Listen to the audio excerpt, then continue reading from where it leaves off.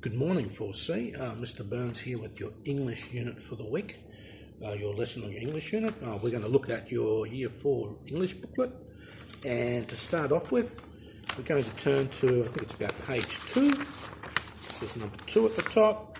We're going to look at this criteria here on what we're looking at on your English assessment for this term. Now, I'm just going to read through it, follow along as I go through it. So it says, how are you doing? I'll know I'm successful when I can.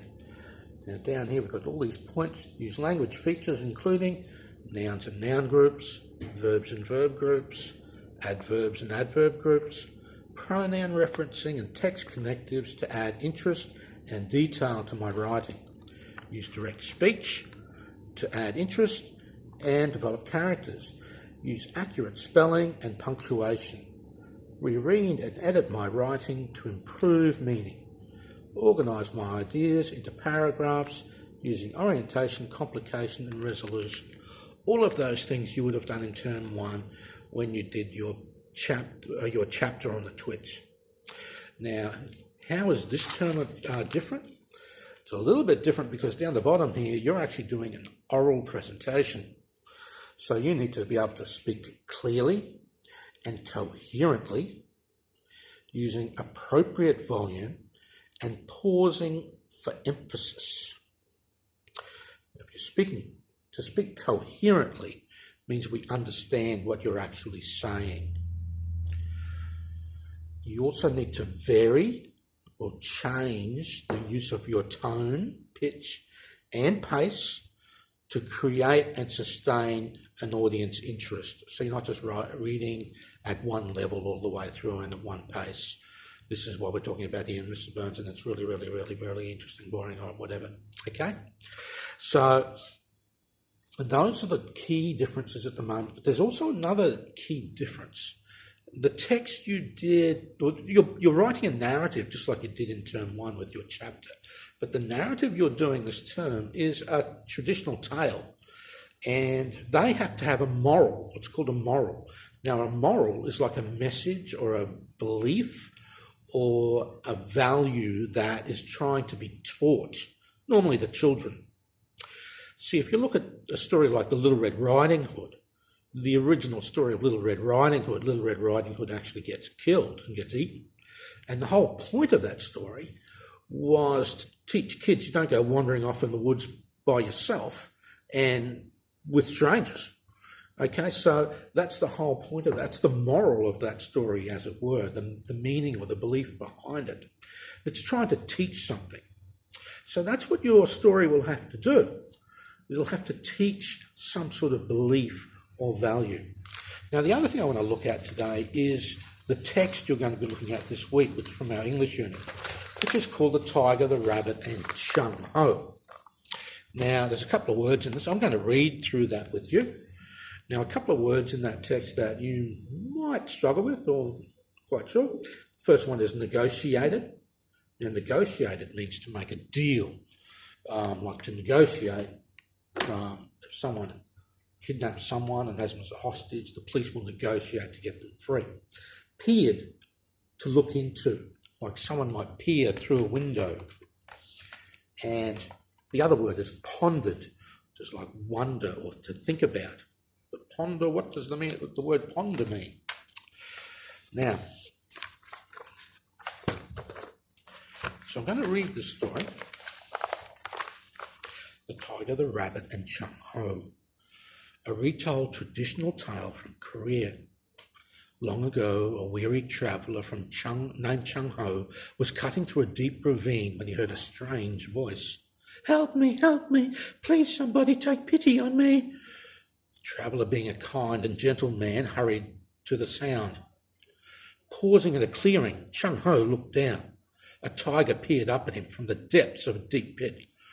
Wise friend, would you please help me to get out of this trap? Begged the tiger.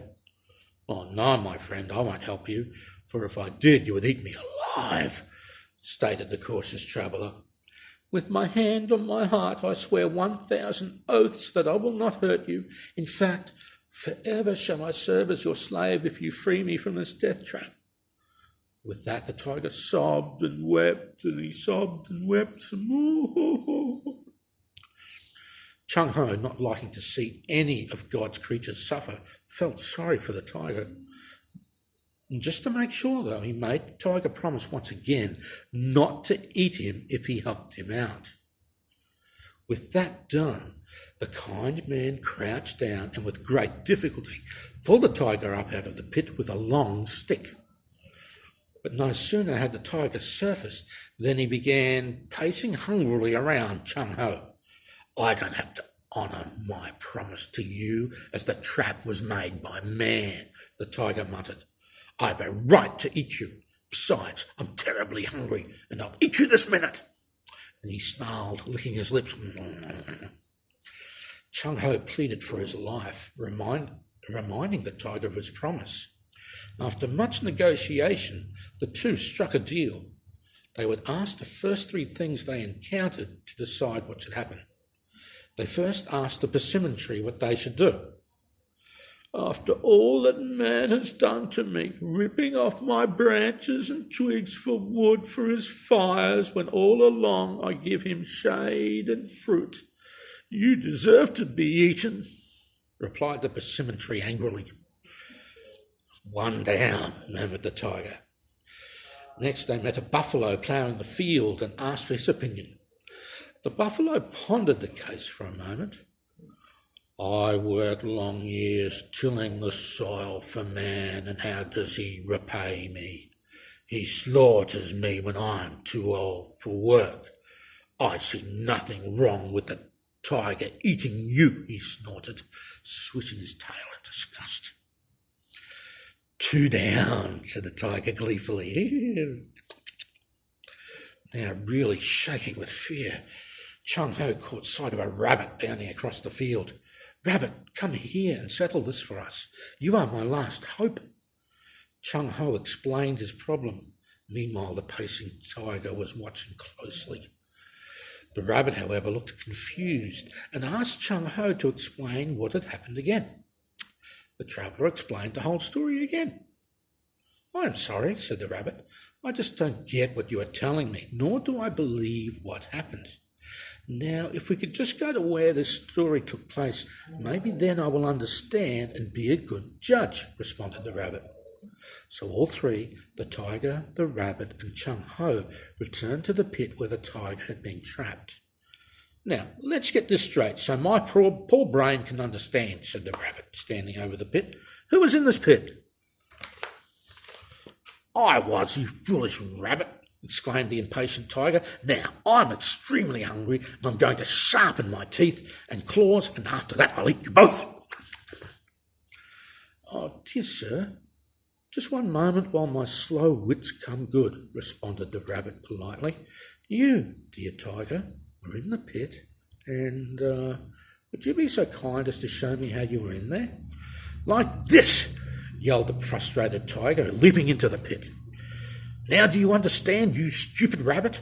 I was in here like this, and this man came along. The rabbit and Chung Ho peered down at him in the pit. Quite, said the rabbit. And with that, Chung Ho and the rabbit wandered off very, very happily.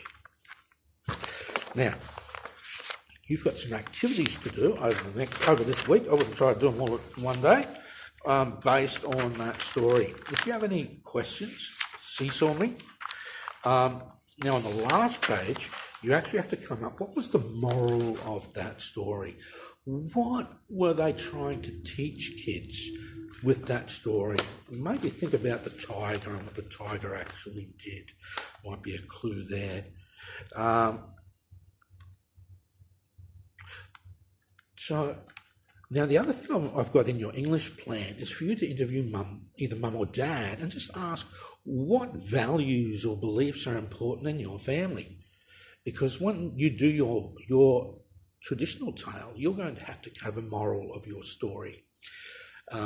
So what's important to your family? See, my family, I suppose our values are, to be honest, tell the truth, don't lie.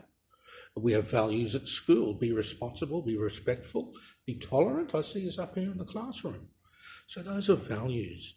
So what are the values that your family lives by? If you could seesaw that to me, it would be great. I hope this helped. So have a great week. I'll see you when you're back.